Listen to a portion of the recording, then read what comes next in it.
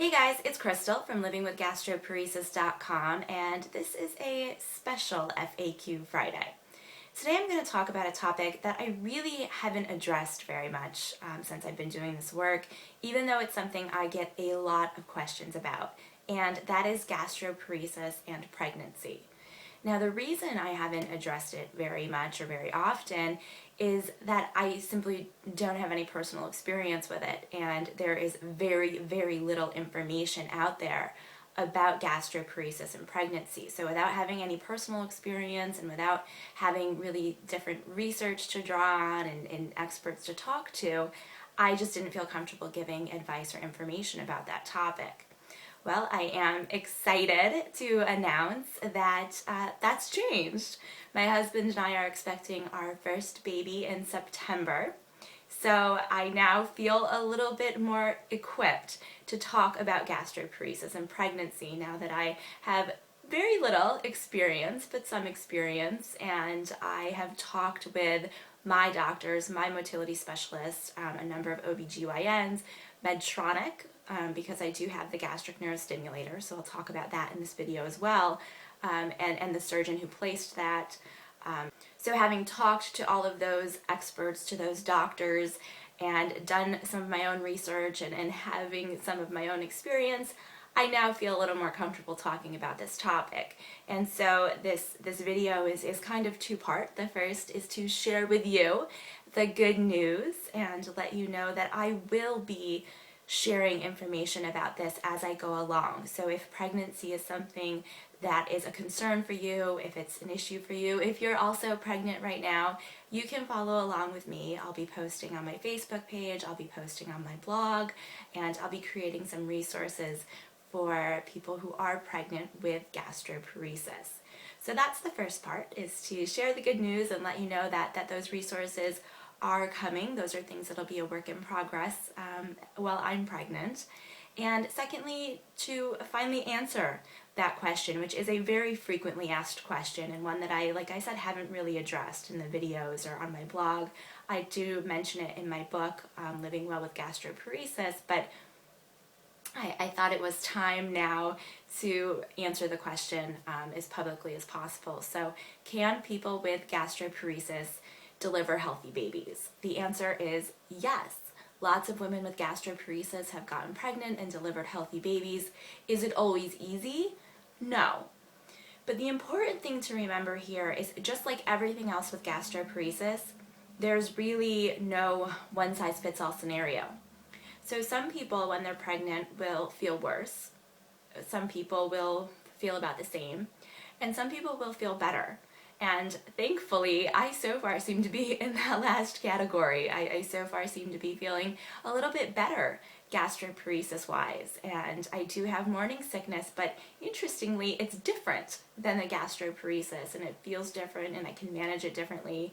But the gastroparesis symptoms itself, the symptoms that come from eating and after eating, are actually a bit better, and I've been able to expand my diet a little bit, still in gastroparesis friendly ways, but to gastroparesis friendly foods that didn't agree with me previously, that I didn't tolerate before I was pregnant. So that's been a nice bonus, and I've actually been feeling a little bit better gastroparesis wise, so I hope that continues. But the point here is that there's really no way to know. So before you get pregnant, there's no way to know which way your symptoms will go. After talking with doctors, I know that they have some women who their symptoms completely resolve. Their gastroparesis nearly goes away during pregnancy, and sometimes after pregnancy as well. Of course, on the other side, there are women who have a very, very difficult time because their gastroparesis symptoms get worse, and so the nausea and the vomiting get worse. And so then there are other measures that can be taken. If necessary, temporary artificial nutrition can be given, but there are things that can be done even if your symptoms do get worse. So I think the important thing to know is that a gastroparesis diagnosis doesn't mean that you cannot have a baby down the road. I think this is a really important thing to point out, because the demographics of the average person with gastroparesis put them in those childbearing years. Now, I will say that based on my own experience and talking to the doctors and just thinking about this logically, I think if you are interested in getting pregnant, if that's something that you do want to work towards after a gastroparesis diagnosis, it's absolutely imperative that you put together that comprehensive gastroparesis management plan that we've talked about, so that you are managing your symptoms as well as you can, so that you are enhancing your nutrition before you get pregnant. Because once you do get pregnant, some of the drugs and the medications that we use to manage gastroparesis, whether it's to actually encourage the stomach to empty, so the prokinetics, or some of the medications that we use to treat the symptoms, you can't use those during pregnancy. So you're really going to have to rely on the other parts of your gastroparesis management plan in some cases.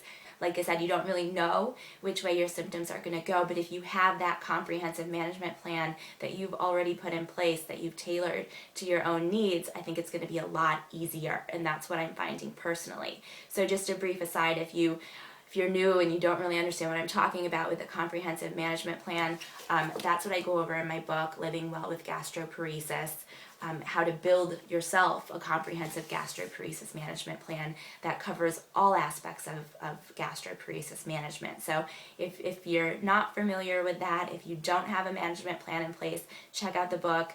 And I really think that's the first step in preparing for pregnancy, because once you're pregnant, you're really going to need to draw on those other areas of the management plan. Certainly there are some medications that you can continue to use. After I talked with OBGYNs, I found out that they actually prescribe Zofran in many cases to women with bad morning sickness. So if Zofran is something that you use to manage your symptoms, that might be something you can continue to use. But obviously, there are medications that you can't take during pregnancy, and the more you can do with the other aspects of your gastroparesis management plan, the better. So that's something you want to get in place before you actually get pregnant. Another really important thing is to make sure that you have a good doctor. And so again, I talk about this in my book, Building Your Dream Team of medical professionals, and those are people that you trust and that you purposefully select to be on your team to help you manage your gastroparesis and allow you to be your own advocate and to live well with gastroparesis. You really have to have good doctors, because that's going to be a big part of this process. I've already had a million questions and had to go to my doctors, whether my motility doc or my OBGYN, and ask them how to handle certain things or what's okay while you're pregnant and what's not.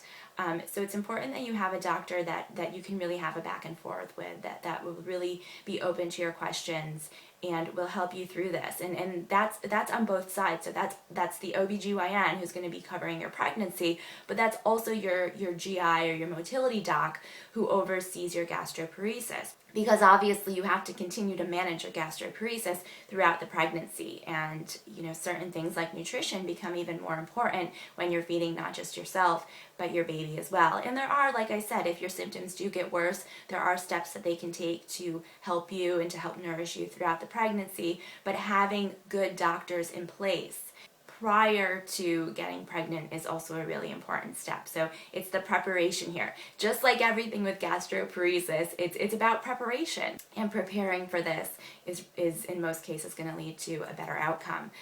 So it is possible to have a baby with gastroparesis, a healthy baby. Many women have done it.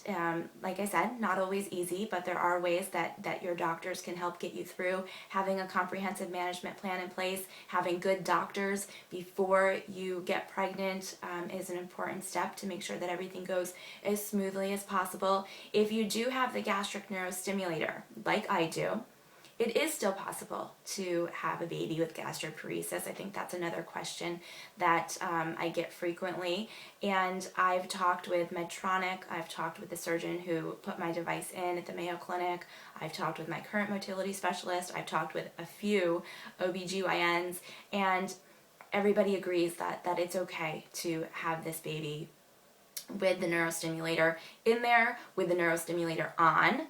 I will be leaving the device on throughout the pregnancy. Now, Medtronic doesn't have any official recommendations for the device during pregnancy. Obviously, they haven't studied it in pregnant women, but they have had a number of women I heard about 100 women go through pregnancy with the device, and as far as I know, no known complications from the device, at least. So I feel confident having the device in, having the device on, and going through pregnancy. Now my OBGYN will have the x-rays that they've done previously that show where the leads are in the abdomen, just in case of C-section.